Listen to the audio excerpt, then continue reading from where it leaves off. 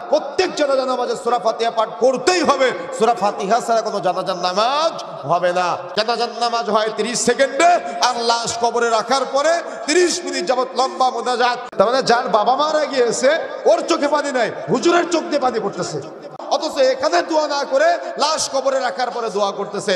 কিন্তু আজকে জানাজার নামাজকে দাফন করা হয়েছে সূরা ফাতিহা না পড়ার মাধ্যমে। কথা বুঝেন নাই?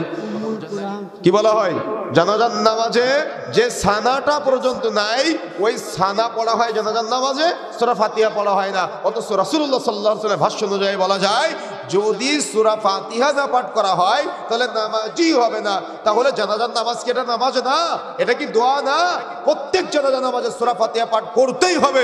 সূরা ফাতিহা ছাড়া কোনো জানাজার নামাজ হবে না। জানাজার নামাজের পদ্ধতি হলো, প্রথম তাকবীর দিয়ে সূরা ফাতিহা একটা সূরা মেলাবেন, দ্বিতীয় তাকবীর দিয়ে দুরূদ ইব্রাহিম যেটা আমরা নামাজের মধ্যে পড়ে এটা পাঠ করবেন, তৃতীয় তাকবীর দিয়ে জানাজার নির্দিষ্ট দোয়া পাঠের পরে অন্যান্য যত দোয়া আছে সব দোয়া করতে পারেন মাইয়েতের জন্য, এটা হলো। তারপরে চতুর্থ তাকবীর দিয়ে ডানে বামে সালাম ফিরাবেন। কিন্তু জানাজার নামাজে দোয়া করা হয় না আমাদের সমাজে।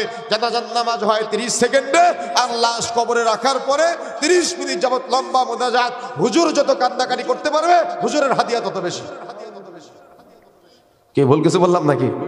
যার বাবা মারা গিয়েছে ও কান্নাকাটি করে না, হুজুরের চোখে পানি পড়ে। আচ্ছা, কথা বুঝেন না আপনারা? তার মানে যার বাবা মারা গিয়েছে ওর চোখে পানি নাই, হুজুরের চোখ দিয়ে পানি পড়তেছে। সমাজের বাস্তবতা বলতেছে এগুলা। অথচ মাইয়েতের জন্য দোয়া করার জায়গাটাই হলো জানাজার নামাজ।